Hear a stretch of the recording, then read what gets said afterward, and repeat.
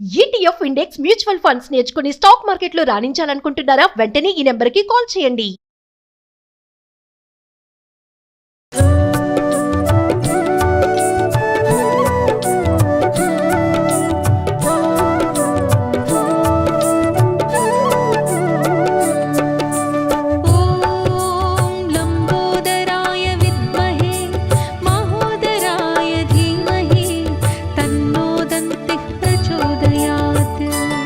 నమస్తే రమగారు. నమస్తే జయ. రమగారు, వినాయక చవితికి మట్టి విగ్రహాన్నే పెట్టుకోవాలి అని మనం కూడా చాలా సార్లు చెప్తున్నాం.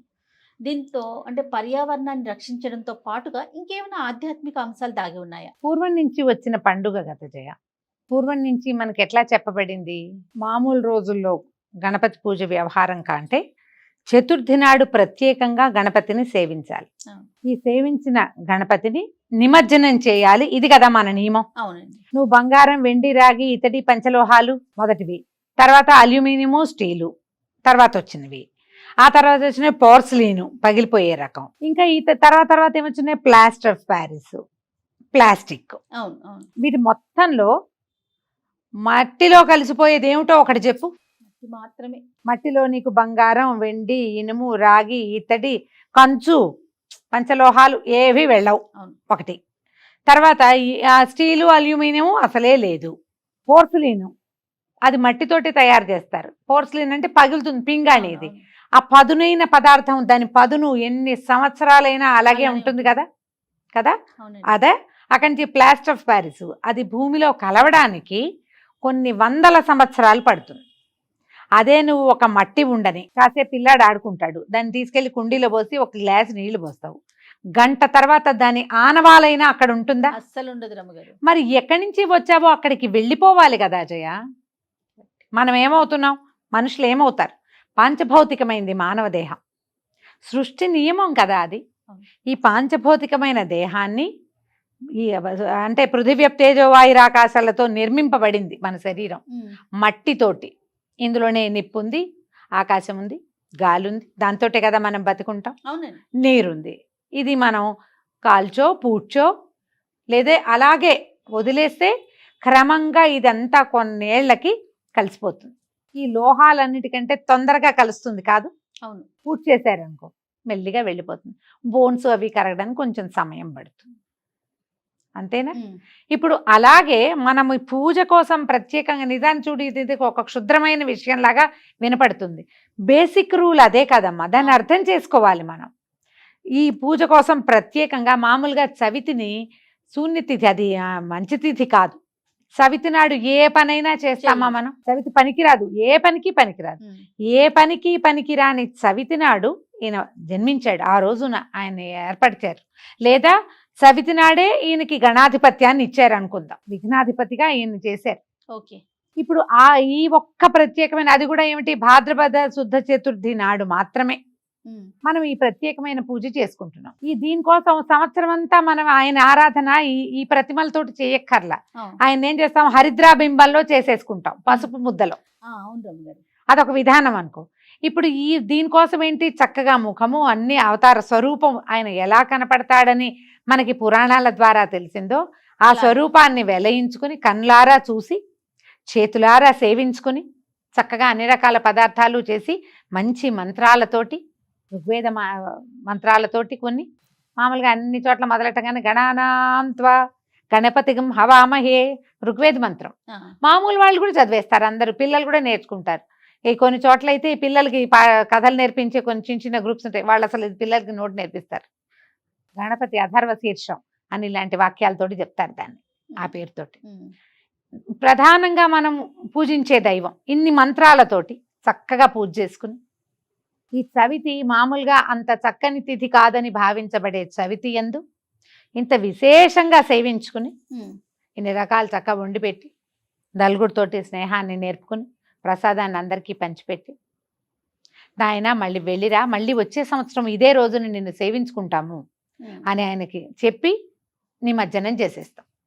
ఈ నిమజ్జనానికి అయితే కుదిరితే జలాల్లో, నీళ్లలో, లేకపోతే భూమిలో. అసలు నిమజ్జనం చేయటం అనే ప్రక్రియ ఆయనకే, ఒక్కడికే.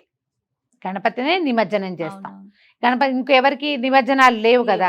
కొన్ని చోట్ల జేజీ కూడా నిమజ్జనం చేస్తారు. ఆ జేజీని కూడా మట్టితోటి నిర్మించిన జేజీ అయితేనే. అవును. మనం ఏం చేసాం, క్రమంగా మనం Class అందాలు, ఆడంబరాలు, ఒకరికి అలంకారాల మించి ఒకరు కోసం చెయ్యాలని చెప్పి కదరమ్మ గారు నిన్న ఎంత పోటీ ఆల- పడుతున్నావు. ఆలంపూర్ వెళ్తున్నాం జయ. ఆ. కారులో వెళ్తుంటే గణపతి విగ్రహాలు హైదరాబాద్ నుంచి బయట ఊళ్ళకి తరలి వెళ్తున్నాయి. అసలు కొన్ని కొన్ని చోట్ల వైర్లు పట్టేసినాయి, అంతంత ఎత్తెత్తు విగ్రహాలు. ఆయన ఒకడు ఆగిపోయాడు, ఒక ట్రక్ ఆయన 6 గంట స్లో అయిపోయింది డ్రైవ్. ఉమ్. ఏమైంది యాక్సిడెంట్ కాదు, గణపతి పట్టేసుకుని ఉన్నాడు పైన, ఆ వైరుకి పట్టుకుని. చూడండి మరి. ఒకదాన్ని మించి ఒక ఆడంబరం చేస్తున్నావు. ఇది ఎందులో కలుస్తుంది? ఉమ్. ఇందులో మీరు వాడేటువంటి ఈ పదార్థాలన్నీ ఎక్కడికి వెళ్తాయి? ఒక మితిలేని ఆడంబరం కాదు. కరెక్ట్. మనం ఏంటంటే నలుగురం కలిసి పూజించుకోవాలని అసలు ఈ గణపతి నవరాత్రులు చేయటము, తర్వాత ఇలా మండపాలు పెట్టటము, ఇవన్నీ బాలగంగాధర్ తిలక్ మొదలు పెట్టారు. ఉమ్. గణేష్ పండగ చేయటం.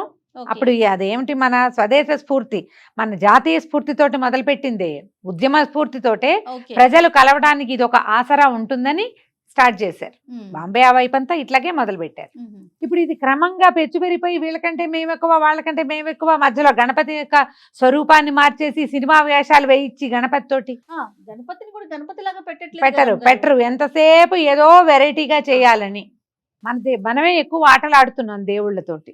కరెక్ట్ అండి. ఈ పనులన్నీ చేస్తాం. దాని బదులు మనం మట్టి గణపతిని పెట్టుకున్నాము. కొంచెం ఇంత చిన్నవాడు కదా, కాస్త అంత పెద్దవాడు చేయగలరు మట్టితోటి. ఉమ్. అది కూడా మెల్లిగా కలిసిపోతుంది క్రమంగా. దానికోసమే ఇది మొదలు పెట్టారు జయ. పైగా ఈయన ఏంటి, సస్యదేవుడు, పంటలకు సంబంధించిన అవును. దైవం. ఆ.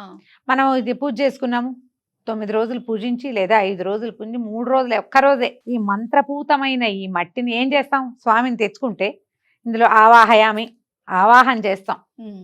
అర్చన చేస్తాం. గణపతిని ఆవహింపచేసిన మట్టిని మన పొలంలోనో మన నదిలోనో పెడితే ఇది శక్తి వెళ్తుంది కదా కొంత అందులోకి. అవును. అది కదా మనకి ప్లస్ అవ్వాలి. ఉమ్.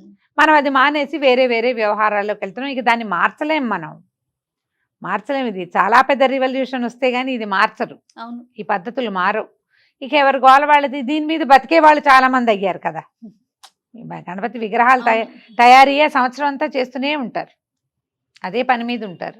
ఇక వాళ్ళ జీవనాధారం ఇంకా అది భగవంతుడు అందులో వాడికి అన్నం పెట్టాడు అంతే. ఇంకా చేసేవాళ్ళు ఎవరికో, చేసేదేం లేదు. కనీసం మన ఇంటి వరకు మనం ఒక మట్టి వినాయకుడిని అపార్ట్మెంట్లలో చేసుకుంటాం, మట్టి వినాయకుడిని పెడదాము, మోతాదు నుంచి పెద్ద సైజు పెడదామని అనుకోవద్దు. పూజ సరిగ్గా చేయాలి, మీరందరూ కొట్లాడుకోకుండా ఉండాలి. చక్కగా అన్ని రకాల పత్రులు మనమే సేకరించేందుకు అపార్ట్మెంట్స్, గేటెడ్ కమ్యూనిటీస్లో సంవత్సరానికి ఒక్కసారి చేసే ఈ పండగ కోసం ఈ మొక్కలన్నీ పెంచండి. మీరు మరి ఎంత బాగుంటుంది. అద్భుతం కదా రమ్మగారు. ప్రతి చోట ప్రకృతి వనాలు తయారవుతాయి కదా. అవును. అలా ఆలోచించండి, అప్పుడు బాగుంటుంది.